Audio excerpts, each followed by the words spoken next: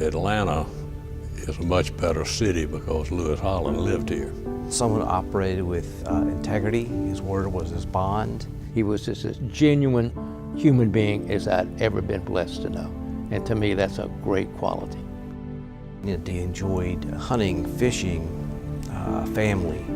Dad always felt that he put his pants on one leg at a time. So he didn't see himself as anybody but just a good old boy.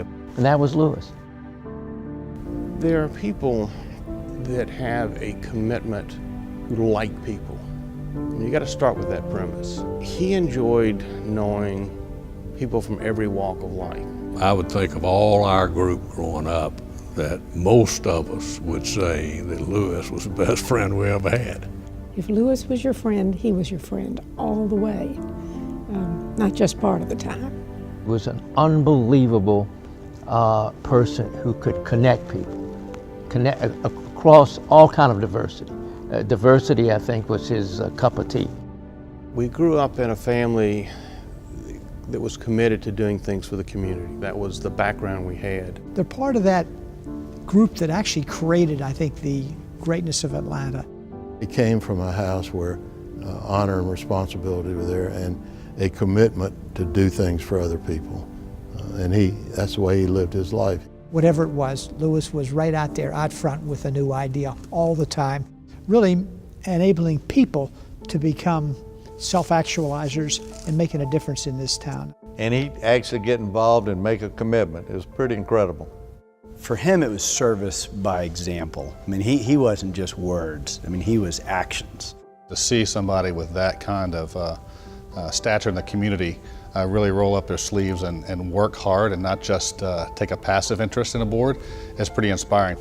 He worked to bring the Olympics to town, lighting up Atlanta, bringing a lot of street lamps into Atlanta, lighting up all the buildings downtown and creating a nighttime landscape. People were concerned about walking around downtown, and this was a way to bring sort of a vibrance to it and sort of a light of hope.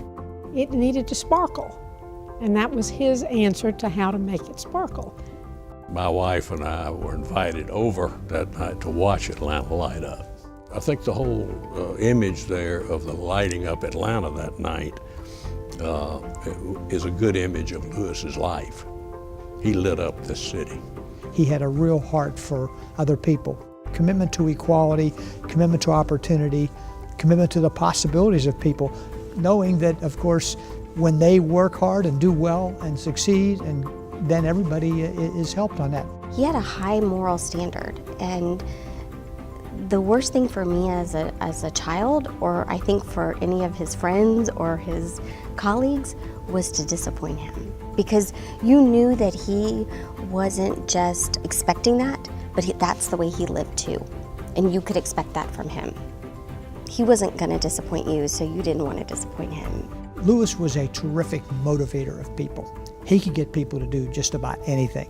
Of course, this carried over into everything that he wanted to do to improve Atlanta and to improve the opportunities for children. Trying to reach out and help children, that was sort of a driving force for him. Lewis was a true champion for children. He was involved with youth villages, and before that, Inner Harbor, dating back 30 years.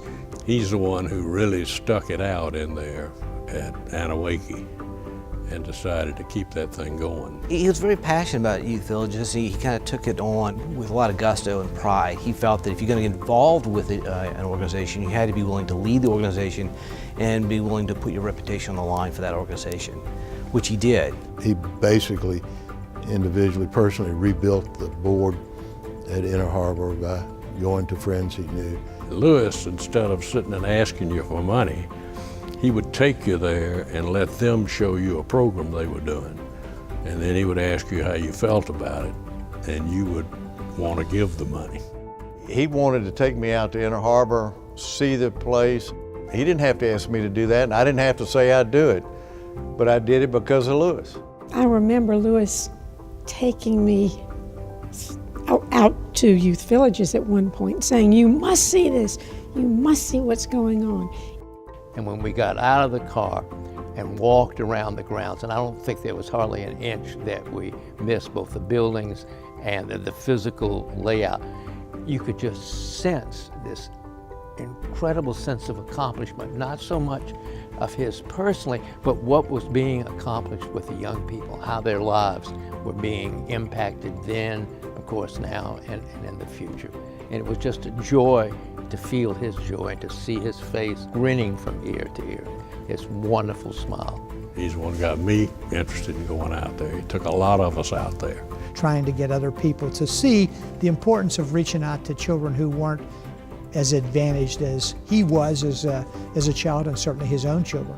His mission is to provide me and my brother and sister the education tools to make it through life. And he felt that everybody else ought to have those same tools available to them.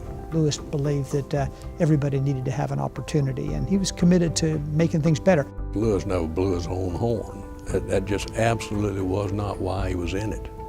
He was in it to make change and to touch lives. What he taught me the most is that when you see a need, don't walk away, that you address it and you get your hands dirty and do whatever needs to be done.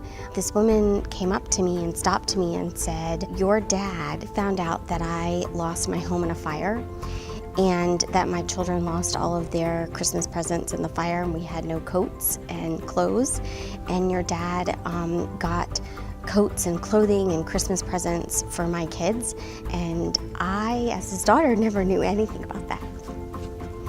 And I realized that there are so many other people that he touched that I never knew. Sorry.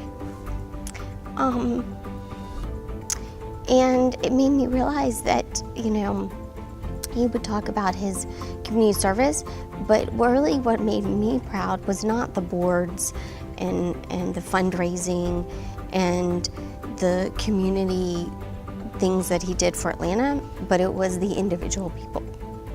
That's his legacy to me that I need to carry on in my life.